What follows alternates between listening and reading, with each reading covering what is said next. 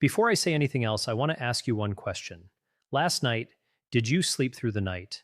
Not 8 perfect hours, not deep, dreamless sleep from dusk to dawn. I am asking something more specific than that. Did you fall asleep, stay asleep, and wake up in the morning without lying in the dark for an hour at 2 a.m., wondering why your brain will not cooperate? If the answer is yes, even most nights, I need you to understand something. That is not normal for your age group. That is rare, and it is doing something inside your brain that most people around you are not getting. A 2023 report from the National Institute on Aging, drawing on data from over 11,000 adults aged 65 and older, found that approximately 80% of people in this age range report significant sleep disruption at least 3 nights per week. Difficulty falling asleep, waking in the night, waking too early and never returning to sleep. 80%, which means that if you are not in that group, if sleep is something that comes to you relatively easily and stays, you are in the 20%. You are in a biological minority. And the question worth asking is why? What is your brain doing that the other 80% are not? And more importantly, what does it mean for your health over the next 10 years? That is what this is about. We are going to go deep today. I want to explain what sleep actually does inside an aging brain, not the generic get 8 hours version, the real mechanism. I want to show you what goes wrong in the majority of older adults and exactly why it goes wrong. I want to go through the evidence on what actually restores and protects sleep quality in your 60s, 70s, and 80s. And I want to give you something practical, not a supplement protocol someone is selling, actual behavioral and environmental changes with clinical data behind them. Stay through all of it, because the section on what I call the hidden sleep destroyers, the 4 things most people in this age group are doing every single day that directly undermine their sleep without knowing it, that section is the one that tends to change things. This channel focuses on one specific group, adults over 65, not general wellness, not anti-aging tips for 40-year-olds.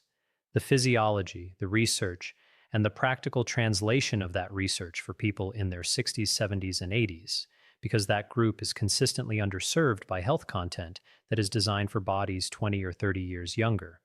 Sleep is a topic I have been building toward for a while, because it is probably the single most consequential variable in long-term brain health that most people in this age range feel they have the least control over.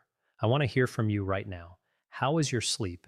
Rate yourself honestly in the comments, good, fair, or struggling, and tell me your age. I am genuinely curious about what the distribution looks like in this community. Let me start at the beginning. Not the beginning of the advice, the beginning of the biology. Because if you do not understand what sleep is actually doing, none of the rest of this makes sense in the way it needs to. Most people think of sleep as rest. The body powers down, things slow, the brain goes quiet. That is not what is happening. Sleep is one of the most metabolically active and biologically productive states. Your body enters in a 24-hour period. While you are unconscious, your body is running a maintenance operation at a scale that has no equivalent in the waking hours. Tissue is repaired. Hormones are regulated. The immune system consolidates its response to whatever pathogens it encountered during the day. And the brain, this is the part I want to spend the most time on, the brain does something during sleep that it physically cannot do while you are awake. It cleans itself. In 2013, researchers at the University of Rochester published a landmark study in Science. What they had discovered was a system in the brain that had not been described before, or at least not understood. They called it the glymphatic system. The name comes from glial cells, the support cells of the brain, and the lymphatic system, which is the body's waste clearance network everywhere else. Here is how it works. Your brain is suspended in cerebrospinal fluid, a clear liquid that circulates through and around the central nervous system. During waking hours, this fluid moves slowly and inefficiently around the brain's surface. But during sleep, specifically during the deeper stages of sleep, channels in the brain open up significantly. The glial cells actually shrink, creating up to 60% more space between them. And through those expanded channels, cerebrospinal fluid is pumped actively through the brain tissue, flushing out the metabolic waste products that have accumulated during the day. One of the primary things it flushes is a protein fragment called amyloid beta. If you have read anything about Alzheimer's disease, you have seen that name. Amyloid beta is the primary component of the plaques that accumulate in Alzheimer's affected brains. It is a normal byproduct of neural activity. Your brain produces it during waking hours as part of normal function. The problem is not that it is produced. The problem is when it is not cleared. And the clearance mechanism runs almost exclusively during sleep. Think of it this way. Your brain is a city that runs a full operation during the day. Traffic, construction, industry, all of it generating waste. And every night, a sanitation crew comes through and clears everything out. If the sanitation crew comes reliably, the city stays clean and functional. If the crew stops showing up, or only shows up partially, the waste accumulates. And over years, that accumulation becomes structural. That is not a metaphor for a vague concept. That is a description of a specific biological mechanism with directly measurable consequences. A 2017 study published in Nature Communications found that one night of sleep deprivation led to a measurable increase in amyloid beta accumulation in the human brain, specifically in the hippocampus, which is the primary memory structure, and the thalamus, which coordinates sensory information and attention. One night, not a month of poor sleep. One night of disrupted sleep produced a detectable change. Now extrapolate that across years of fragmented sleep, and you begin to understand why poor sleep in this age group is not just an inconvenience. It is a long-term structural risk. But amyloid beta is only part of the story. During deep sleep, specifically during the slow wave stages that your body prioritizes early in the night, the brain also consolidates memory. This is not a passive process. The hippocampus, which has been recording experiences during the day like a short-term buffer, replays those experiences during slow-wave sleep and transfers the most important ones into long-term cortical storage. It is the biological equivalent of moving files from temporary RAM into long-term storage. When slow-wave sleep is disrupted, this transfer is incomplete. Things you learned during the day, conversations you had, information you took in, where you put something, are not fully consolidated. And in an older brain, where the hippocampus is already showing the early effects of normal aging, that incomplete consolidation is felt more sharply than it would have been at 40. There is a third thing sleep does that most people do not know about. During sleep, the brain regulates the production and release of brain-derived neurotrophic factor, often called BDNF. BDNF is a protein that supports the survival of existing neurons and promotes the growth of new ones. It is sometimes described as fertilizer for the brain. BDNF production is strongly tied to both sleep quality and exercise. When sleep is chronically disrupted, BDNF levels drop, and low BDNF levels in older adults are associated with accelerated cognitive decline and increased depression risk. So to summarize what your brain is doing when you sleep through the night, it is clearing amyloid beta through the glymphatic system, consolidating the day's memories into long-term storage, and producing the neurotrophic factors that keep existing neurons healthy and support new neural growth. If you are sleeping well, you are getting all three. If you are not, you are getting partial versions of all three, or less. Now I want to explain why sleep becomes harder as you age. Not the symptoms, you know the symptoms. The mechanism, because understanding the mechanism is what allows you to address the right things, rather than just trying more of whatever has not been working. There are 4 primary biological changes that occur in the aging sleep system. They are distinct, they interact with each other, and they are all addressable to varying degrees. The first is circadian rhythm shift. Your body runs on a roughly 24-hour internal clock called the circadian rhythm. This clock is regulated primarily by light, specifically by a structure in the brain called the suprachiasmatic nucleus, which detects light signals coming through the eyes and uses them to synchronize the body's timing systems. The circadian rhythm controls when you feel sleepy, when you feel alert, when your body temperature drops, when cortisol rises in the morning, and when melatonin is released in the evening. After about age 60, the circadian clock begins to shift forward. a process called advanced sleep phase. Your biology starts wanting to be sleepy earlier in the evening and awake earlier in the morning. This is not a disorder. It is a normal aging change. The problem comes when you fight it. When you stay up until 10 or 11 because that is when you are used to sleeping, but your biology is ready for sleep at 8:30, you create what is essentially a chronic mild form of social jet lag. You are asking your internal clock to do something it is no longer well calibrated to do.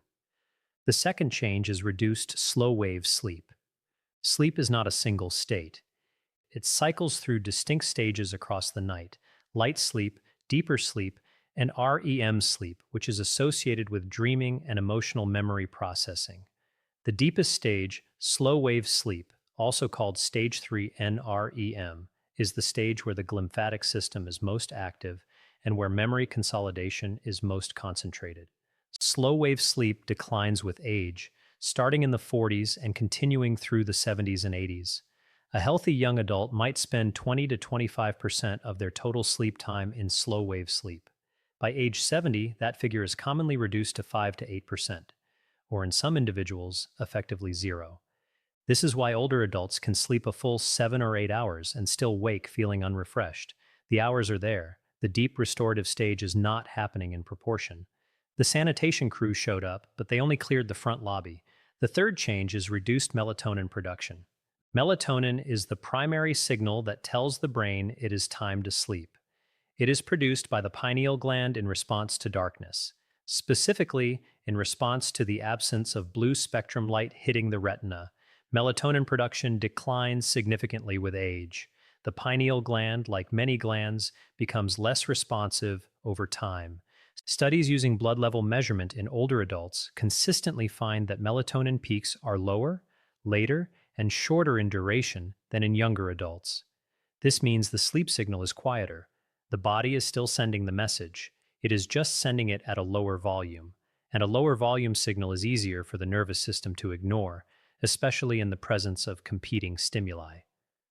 The fourth change, and this one is underappreciated, is increased sleep pressure fragility.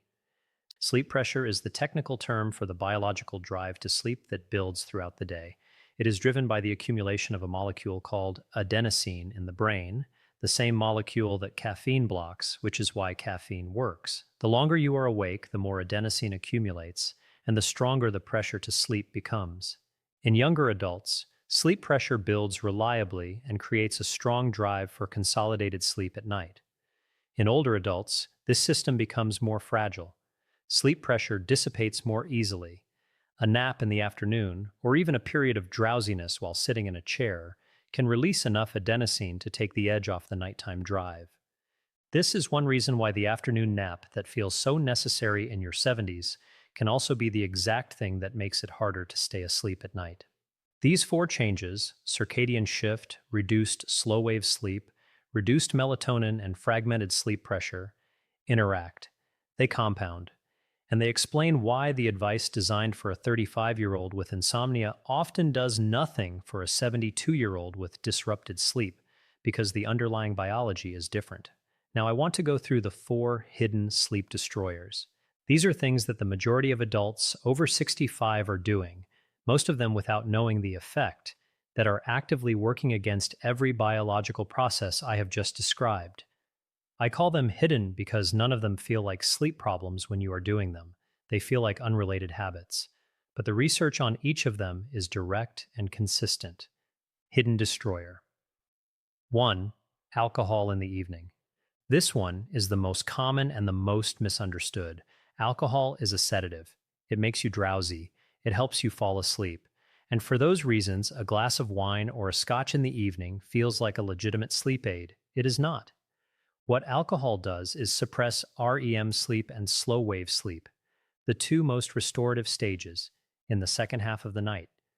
The first few hours after drinking, you may sleep more heavily, but as the alcohol metabolizes, it triggers a rebound effect that fragments the second half of the night, increases nighttime waking, and reduces the deep sleep stages that your aging brain is already struggling to access.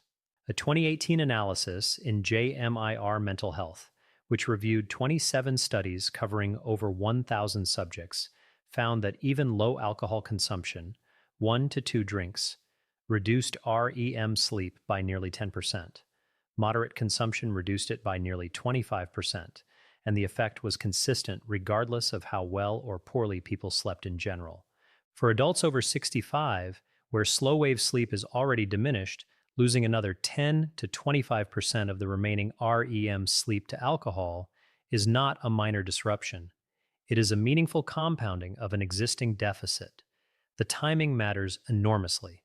Alcohol consumed more than 4 to 5 hours before sleep has largely metabolized by the time the second half of the night arrives. Alcohol consumed within 2 to 3 hours of sleep is still metabolizing during the most critical sleep window. If you drink in the evening and your sleep is fragmented, the evening drinking is almost certainly part of the picture. That does not mean you have to stop entirely. It means moving the timing earlier or reducing the amount or both, and then measuring what changes over 2 weeks. Hidden destroyer. 2. Inconsistent wake time. Most people who try to improve their sleep focus on when they go to bed. The research is consistent. Your wake time is more important. Your circadian rhythm is anchored primarily by your morning wake time and morning light exposure. When you wake at the same time every day, including weekends, you give your circadian clock a reliable signal to synchronize to. When your wake time varies by an hour or 2 or 3, depending on the day, you are continuously resetting the clock and never letting it find a stable rhythm. This is a bigger problem for older adults than younger ones, because the circadian rhythm in an aging brain is already less robust. It has less amplitude. The peaks of wakefulness and the valleys of sleepiness are less distinct. An inconsistent schedule further flattens those peaks and valleys, making the sleep drive less predictable and the nighttime period less consolidated. A consistent wake time, even on days when you had a poor night, even when you are tired, is the single most powerful behavioral anchor for sleep quality in this age group. It builds sleep pressure reliably, it trains the circadian clock, and within 2 to 3 weeks of consistent implementation, most people see measurable improvement in how quickly they fall asleep and how consolidated their sleep becomes. The practical version: pick a wake time that you can maintain 7 days a week without an alarm on most days. Not a time you aspire to, a time that is genuinely achievable. Then hold to it. The bedtime will adjust itself naturally as your sleep pressure becomes more consistent. Hidden destroyer. 3. Daytime light deprivation. The circadian clock is set by light. Specifically, it is reset each morning by bright light, ideally sunlight, hitting the retina. This morning light signal suppresses any residual melatonin, raises cortisol in the morning, which is appropriate. Morning cortisol is what gives you waking energy, and starts the countdown to the evening melatonin release that will signal sleep. Most older adults in the United States get dramatically less morning light than the circadian system needs to function optimally. A bright indoor environment is typically 200 to 500 lux of light. The threshold that effectively signals the circadian clock is 1,000 to 10,000 lux. Outdoor light on an overcast day is still approximately 10,000 lux. Direct sunlight is 50,000 to 100,000 lux. This means that if you wake up, make coffee, watch the news, and spend your morning indoors, which is what the majority of adults in this age group do, your circadian clock is receiving a light signal that is 5 to 50 times weaker than what it evolved to use. The result is a blunted morning cortisol peak, a delayed melatonin suppression, and an evening melatonin signal that comes too late and too weakly. The fix is genuinely simple: 20 to 30 minutes of outdoor exposure within the first hour of waking. Not necessarily direct sunlight on clear days. Cloudy outdoor light is still far more effective than indoor light. If mobility or weather makes outdoor exposure impractical, a 10,000 lux light therapy lamp used for 20 to 30 minutes in the morning is a validated clinical alternative. The research supporting light therapy for sleep quality in older adults is substantial. A 2019 meta-analysis in Sleep Medicine Reviews found it significantly improved sleep efficiency and nighttime waking in adults over 60, with effects comparable to low-dose melatonin supplementation. Hidden destroyer 4. Late day napping. The afternoon nap is a genuinely complicated subject in this age group because the fatigue that drives it is real. If your nighttime sleep is fragmented, you are running on a deficit by early afternoon. The body wants to recover.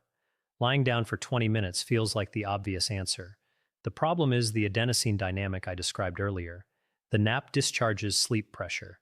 And if the nap happens after 2 or 3 in the afternoon or extends beyond 30 to 45 minutes, the sleep pressure that you release is sleep pressure you needed to carry into the evening. Think of sleep pressure like a reservoir that fills throughout the day. At night, you drain the reservoir by sleeping. The next day, it begins to fill again. A late or long nap drains the reservoir partway through the day, so that by bedtime, the reservoir is only half full. There is not enough pressure to carry you through the night. You fall asleep, but then wake at 2 a.m. with the reservoir empty and no drive left to sleep. This is one of the most common patterns I hear described. I fall asleep fine, but I wake up in the middle of the night and cannot go back. That is frequently a sleep pressure problem, and late napping is frequently the cause. If you need a nap, and for many adults in this group, the need is legitimate. The parameters that protect nighttime sleep are before 1 p.m. if possible, and no longer than 25 to 30 minutes. A timer is your friend, not because there is anything wrong with rest, but because the timing and duration of rest determines whether it is working for you or against you at night.